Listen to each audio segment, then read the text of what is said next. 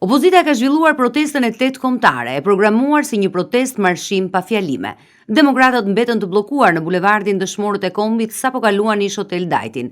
Duket se programi i protestuesve synonte të përshkonte rrugtimin duke kaluar nga Ministria e Brendshme e më pas drejt godinës së Parlamentit.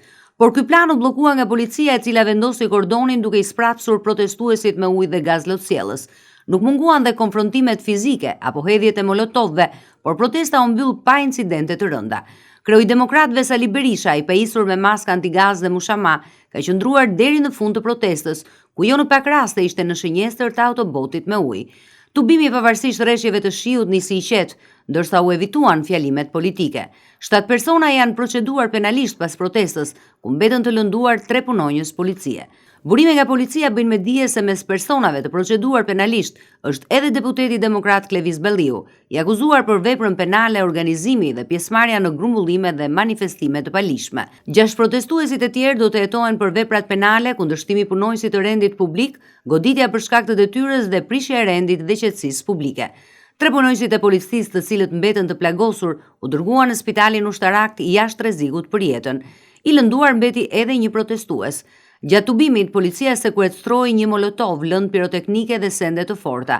Ashtu sikurse e paralajmëroi kreu i policisë, efektivët nuk lejuan marshimin jashtë perimetrit të përcaktuar, ndërsa protesta përfundoi brenda afatit 3 orësh. Kreu i Partisë Demokratike Sali Berisha mbylli protestën ku deklaroi para mediave dhe protestuesve se askush nuk imponon dot pushtetin kriminal të Ramës dhe Ballukut. Regjimi dëshmoj ftyrën e tij, përsëri ftyrën e tij të vërtet. Bllokoj marshimin paqësor ton. Bllokoj marshimin ton paqësor.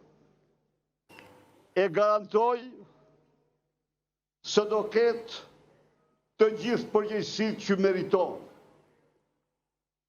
Miq,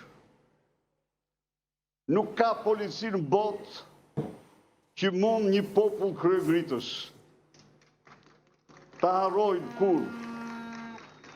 Dhe ne jemi në këtë betejë me moton e hershme të shqiptarëve.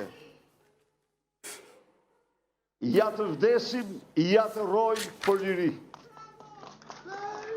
Asgjë në botë s'do mund ta imponojë ne.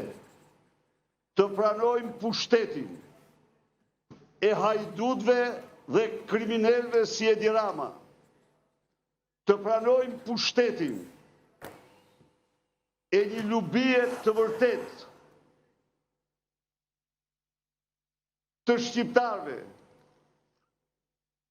Hajdut që me vjedhjen e pasurive, vjedhjen e fondeve, mjerojnë qindra mijëra shqiptarë, largojnë nga vendi qindra mijëra të tjerë. Ndaj dhe beteja jonë është betejë për çdo qytetar shqiptar. Beteja jonë është betejë për identitetin e çdo shqiptari.